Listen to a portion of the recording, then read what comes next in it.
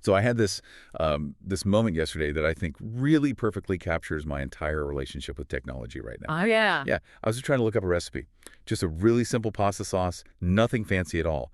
And I kid you not, 20 minutes later, I realized I was basically fighting for my life against like 3 different pop-ups. Oh, the Right. pop-ups. And an autoplay video that refused to close. And on top of it all, there's this AI summary at the top of the page that literally told me to put glue in the sauce to make it stickier. Oh, the glue pizza problem. That's a classic of the genre at this point. It really is. But the thing is, it wasn't just annoying. It felt deeply exhausting. I felt like the internet was actively fighting me. I just closed my laptop and felt completely drained. Hmm. And, looking at the sources we have for today's deep dive, apparently I am not the only one feeling this way Not by a long shot. because it is February 2026 Yeah. and everyone is just tired. So our mission today is to look at this feeling, look at the sources, and figure out why we can't just undo the internet and go back to the good old days. Exactly. It is a very specific type of fatigue you are describing. The source material actually calls it the great digital exhaustion. And it is fueling this massive cultural moment right now for anyone spending time online. Which brings us to the word of the day. And I almost don't want to say it on the show because it sounds like I'm just being crude, but it is right there in the source material and honestly is the perfect word for it. You have to say it. It is the technical term of the moment. We can't avoid it. All right. Enshittification. There it is. It sounds like something you'd shout when you stub your toe, but our source actually argues it is a highly precise economic concept. It absolutely is. The term was originally coined by Cory Doctorow, but now it is the standard way we describe the life cycle of a modern platform. Just think about the trajectory of the big ones: Amazon, Google, Facebook, Reddit. Right. I mean, I remember when Amazon was just a bookstore. Or when Google search just gave you links, like 10 blue links that actually went to the website you wanted to go to. No sponsored junk, no AI summaries, hallucinating recipes. That is the tragic arc the source describes. It actually breaks down enshittification into 3 distinct stages. So first, the platforms are good to you, the user. They operate at a massive loss just to recruit you. The interface is clean, it's fast, it's helpful. The honeymoon phase. Exactly. Then, once you are locked in, once all your family photos are uploaded, or your small business completely depends on their shipping logistics, they start to abuse you to make things better for their business customers. So they add tons of ads, they prioritize sponsored products over what you actually searched for. Right. And then what's the third stage? Then they abuse those business customers to claw back all the value for themselves. They basically stop serving anyone and just start harvesting everyone. And that is enshittification. And this feeling you get that everything is getting worse on purpose, it has triggered a huge reaction. The source material calls this reaction MCGA, Make computing great again. which sounds like a total parody. But the source notes, it is actually a very serious sentiment. It's described as a form of digital populism. Now, we're obviously not taking any political sides here, but that is the terminology the author uses to describe this movement. Yes, and it's built on a very seductive promise. The idea is that if we just delete the right apps, if we block the AI tools and basically return to the pure web protocols of, say, 2005, we can bring back the golden age of the internet. Right. It is the digital prepper mindset. I mean, I have friends doing this right now. They say, I'm going to throw away my smartphone, get a dumb flip phone, install Linux on a ThinkPad, and just live like it's 2004. And some days, if I'm being honest, that sounds like an absolute paradise. It does sound nice.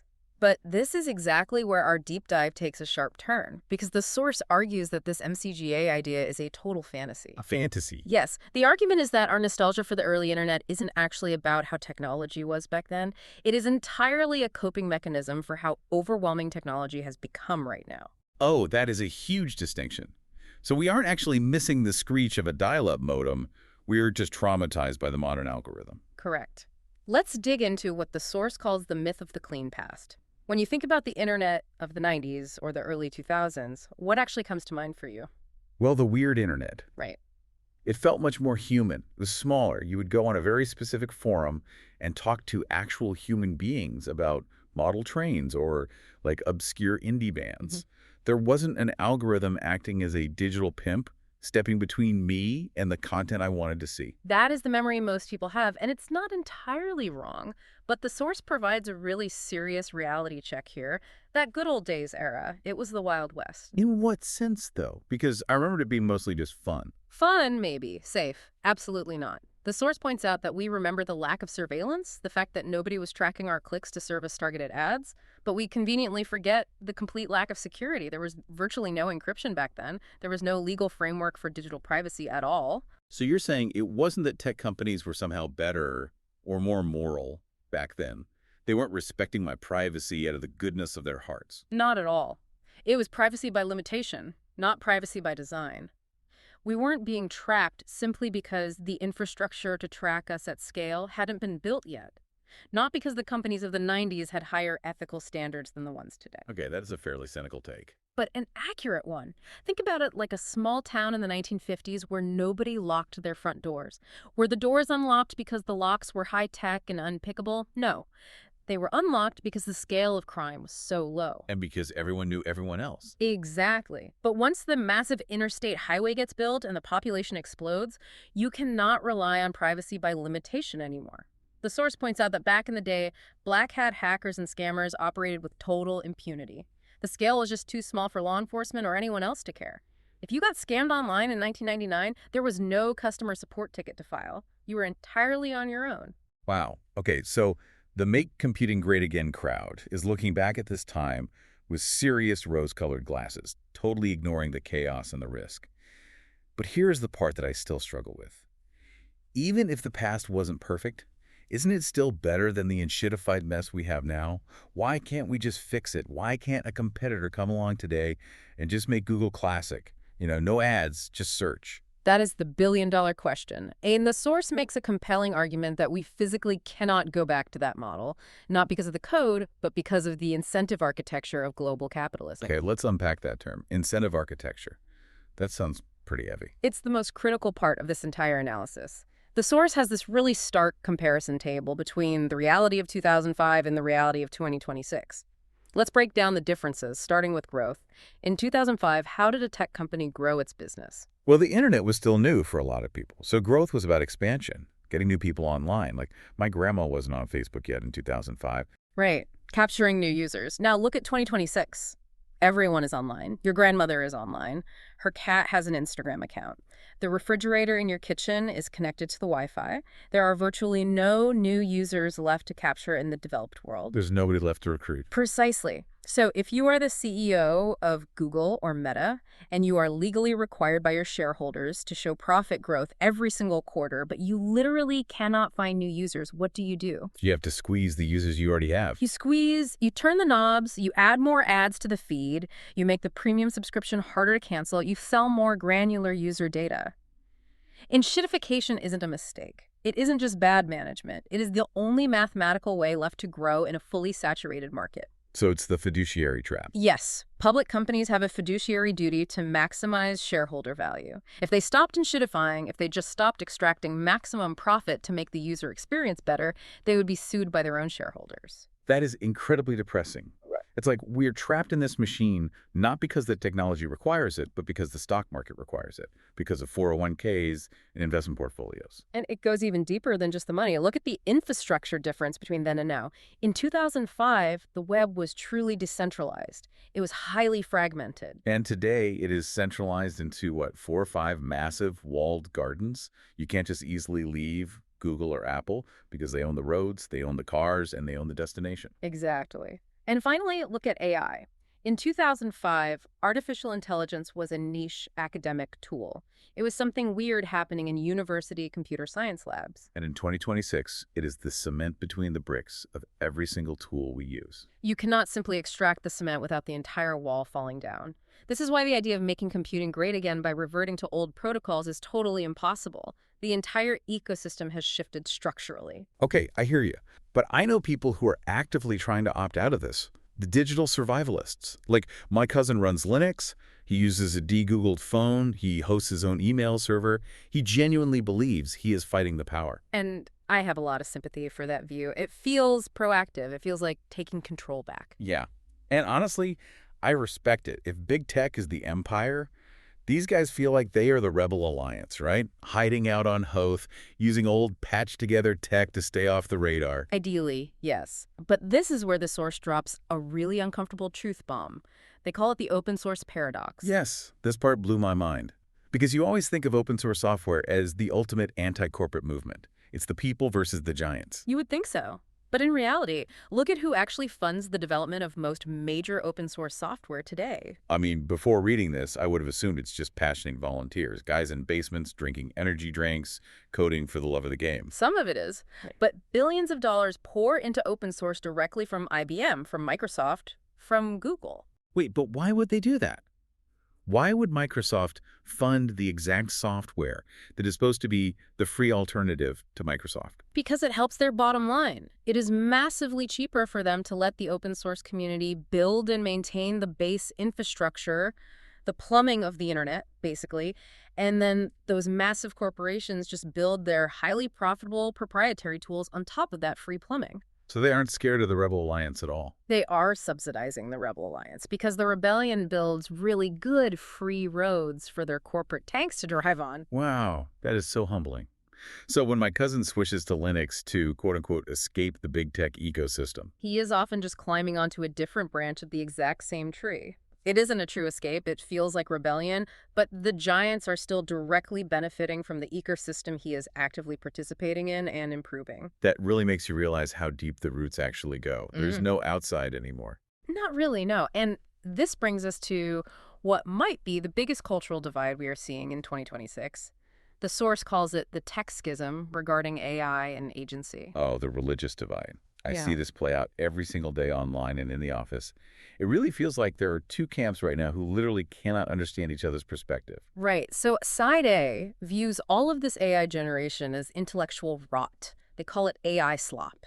They hate the generative text, the fake images, the automated emails. They genuinely see it as the death of human creativity. And I totally get that. I really Yeah. do. Because when I get a long email that was very clearly written by a bot, and I just click a button to reply with an email written by my bot, are we even communicating anymore?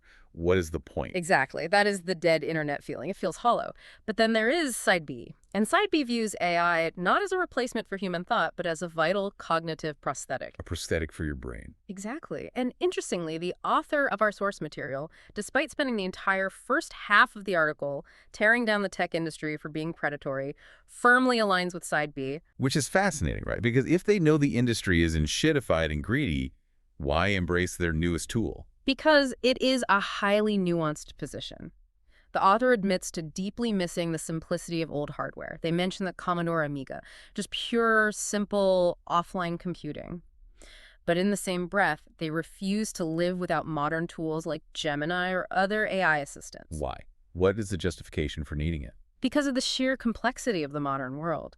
Their argument is that the world in 2026 has become entirely too loud, too fast, and too flooded with data to navigate solo. We actually need AI to find clarity in the noise. It helps us do our jobs, it breaks down complex bureaucratic issues, it manages the absolute flood of information we face daily. So it isn't about liking the big tech companies, it's just about sheer survival. Correct. It is about efficiency. Yeah. But here is where the core tension really lies.